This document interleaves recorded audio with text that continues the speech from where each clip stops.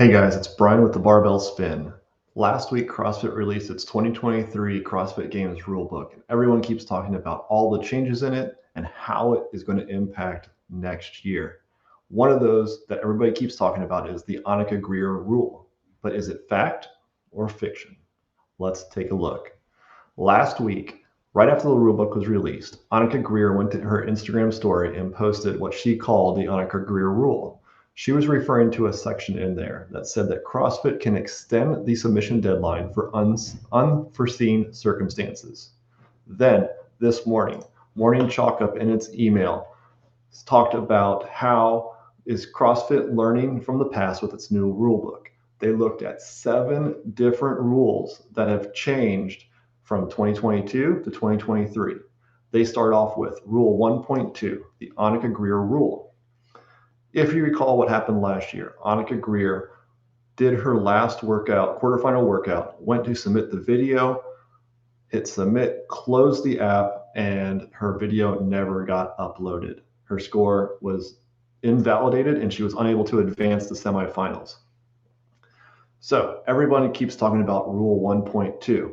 We can't go on because it's behind the paywall. But if we go back to the 2023 rulebook, right? Here it is, 2023 CrossFit Games rulebook. We go down to section 1.2. And here's what everybody keeps talking about. This note: CrossFit reserves the right to extend the score submission deadline due to unforeseen circumstances. If the deadline is extended, athletes are permitted to complete or redo the lifts or tests within the new time frame provided. Sounds right. However, if we go back to last year's rulebook, 2022 CrossFit Games rulebook, now, it was a different section. It was 1.22 last year. Same thing, score submission and validation. If you see the note, it is the exact same language. That is not what this section is talking about when it's saying that it's new. Instead, it is referring to how the athletes can have their scores confirmed. You'll see in 2022, there were 3 options here. You could have your score validated by performing the workout at a CrossFit affiliate and having the affiliate manager validate it.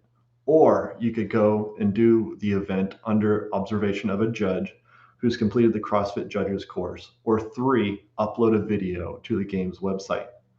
That was last year. Looking at this year, you'll see there are only 2 options. They have eliminated the 3rd option of performing under a judge. You have to do it at an affiliate and have your score validated by the manager, or upload your video to the game's website. So when you see this new little sticker here on the 2023 CrossFit Rulebook for section 1.2, it is not referring to how CrossFit will extend the submission deadline because of an individual athlete failing to make sure that a score has been uploaded and validated. This is more for larger issues. If you recall, several years ago, there was an Amazon AWS outage that caused people unable to access the game's website.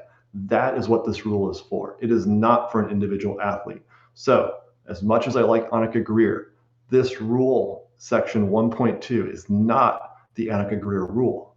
Nothing has changed about that. Instead, it is how you can validate and submit your scores. That's it. So, is the Anikha Greer rule fact or fiction? It is fiction.